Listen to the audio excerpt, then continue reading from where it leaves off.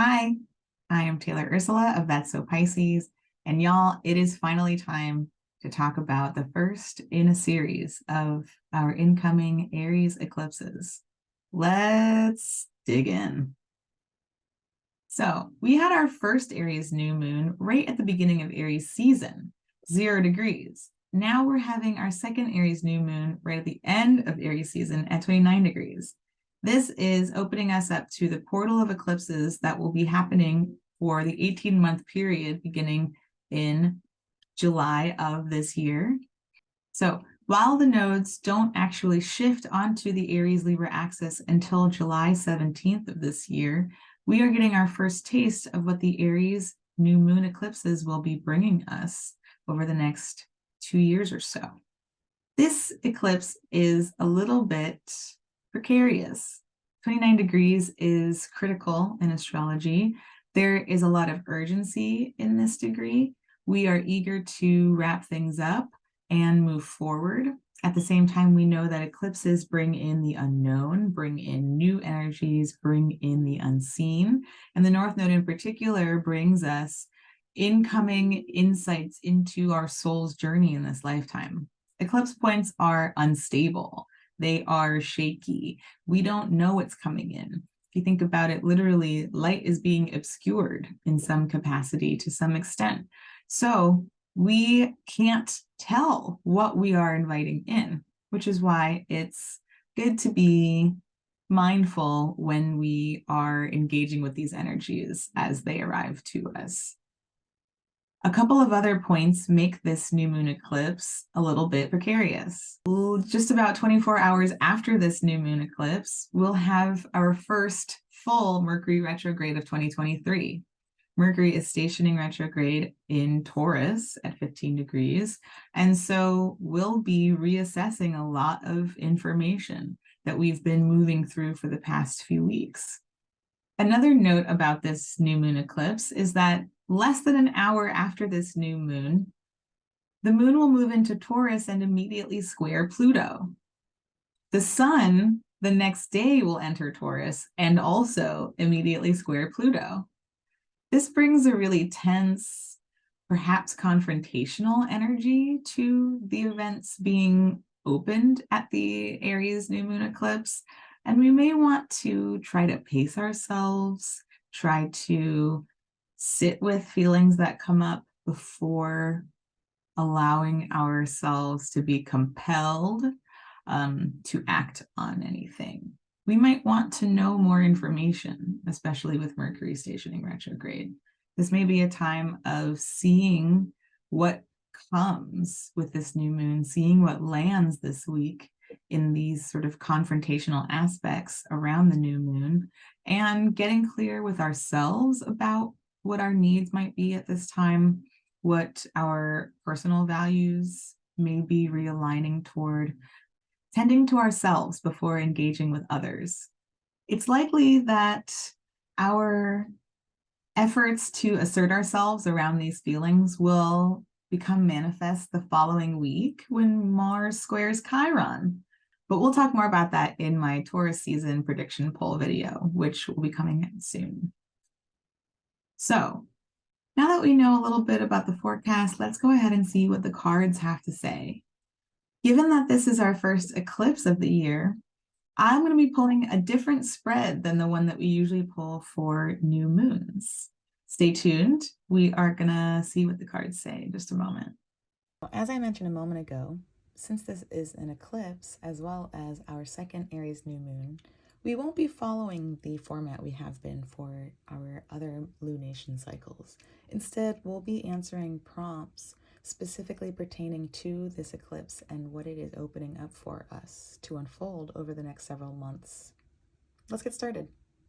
So, our first prompt will be how we can ground during this eclipse, especially since it's at the critical 29th degree, which can feel really extreme. Our second question, what release may begin to look like as these eclipses unfold over time? Our third question, how I might begin to feed my hunger, because hunger represents the North Node and our excitement for what is incoming. 4, what I should be mindful of as this hunger grows, how we can keep ourselves in check. And 5, how these incoming eclipses will impact my broader narrative. So let's get a look at what we got going on here. And as always, I invite you to pull out your own tarot deck and to pull along with us to see what comes up for you personally.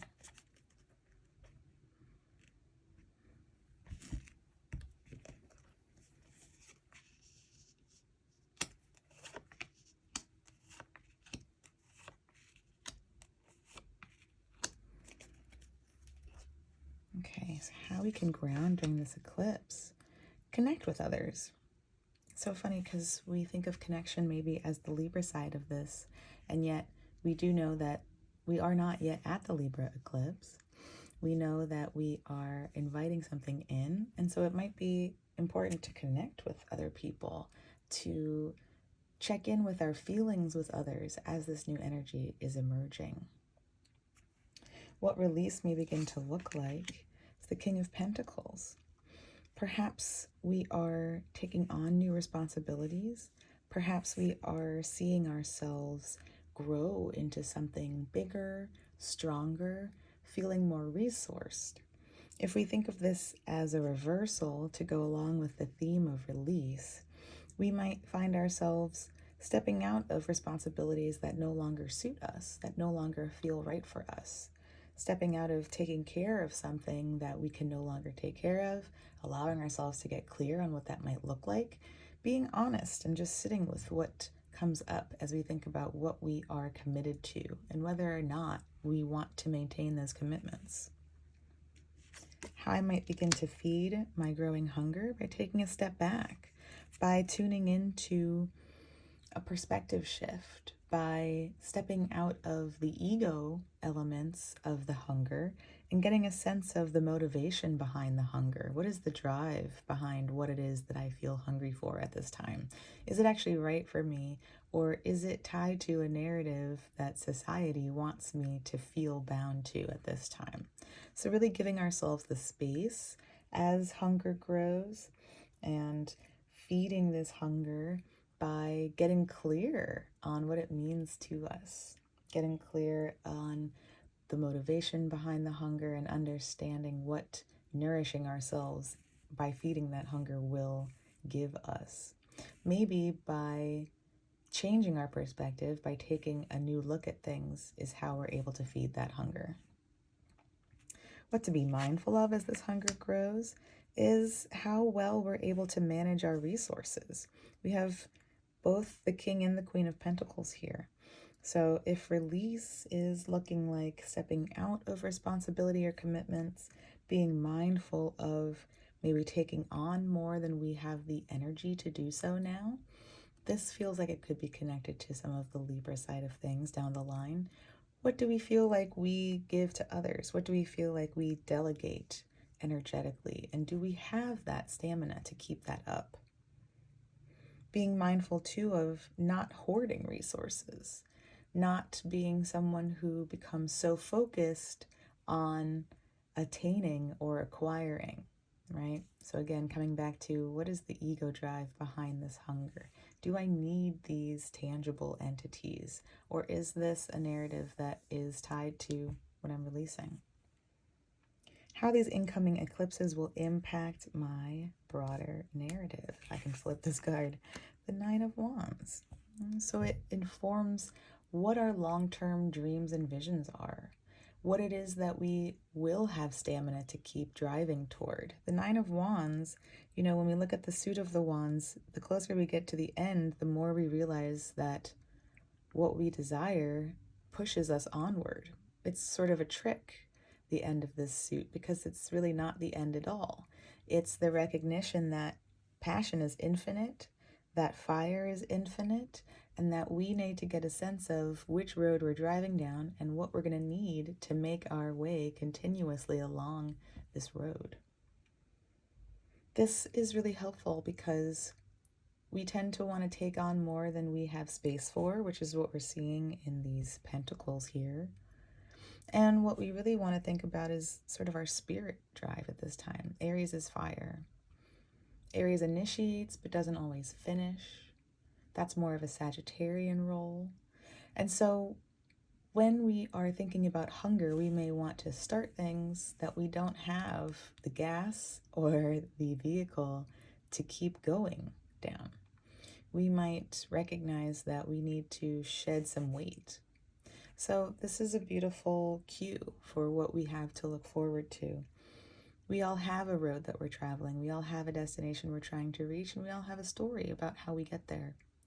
Seeing these unfold helps us understand more about the long-term trajectory, which makes sense for the nodes because they represent our soul's journey.